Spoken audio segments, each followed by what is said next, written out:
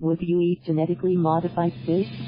Restaurants could start serving, after growing to roughly 10 pounds, 4.5 kilograms, in indoor tanks. They could be served in restaurants by late next year. The salmon produced by AquaBounty are the first genetically modified animals approved for human consumption in the U.S. They represent one way companies are pushing to transform the plants and animals we eat, even as consumer advocacy groups call for greater caution. AquaBounty hasn't sold any fish in the U.S. yet, but it says its salmon may first turn up in places like restaurants or university cafeterias, which would decide whether to tell diners that the fish are genetically modified. It's their customer, not ours, said Sylvia Wulf, AquaBounty's CEO. To produce its fish, AquaBounty injected Atlantic salmon with DNA from other fish species that make them grow to full size in about 18 months, which should be about twice as fast as regular salmon. The company says that more efficient and less feed is required. The eggs were shipped to the U.S. from the company's Canadian location last month after clearing final regulatory hurdles.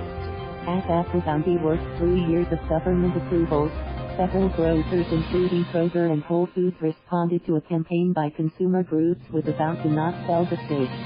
Already, most corn and soy in the U.S. is genetically modified to be more resistant to pests and herbicides. But as genetically modified salmon make their way to dinner plates, the pace of change to the food supply could accelerate. DNA. Found 2/3 of Americans supported labeling of genetically modified ingredients on food packages.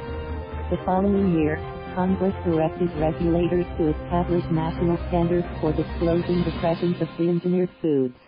But foods made with the newer gene editing technique wouldn't necessarily be subject to the regulation, since companies say the resulting plants and animals could theoretically be produced with conventional breeding.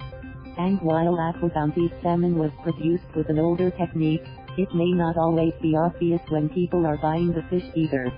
Companies can provide the disclosures through codes people scan with their phones. The disclosure also would note that products have bioengineered ingredients, which advocacy groups say could be confusing. Nobody uses that term, said Amy van Saun of the Center for Food Safety, who noted genetically engineered or genetically modified are more common. The center is suing over the U.S. Food and Drug Administration's approval of AquaBounty's salmon, and it is among the groups that asked grocers to pledge they wouldn't sell the fish. The disclosure rules also do not apply to restaurants and similar food service establishments. Jaffe of the Center for Science in the Public Interest noted that AquaBounty's fish will represent a tiny fraction of the U.S. salmon supply, and that many people may not care whether they're eating genetically modified food. Still, he says restaurants should make the information available to customers who ask about it. The information should not be hidden, Jaffe said. AquaBounty's Wulf noted its salmon has already been sold in Canada, where disclosure is not required. She said the company believes in transparency but questions why people would want to know whether the fish are genetically modified. Thank you for watching. Please subscribe.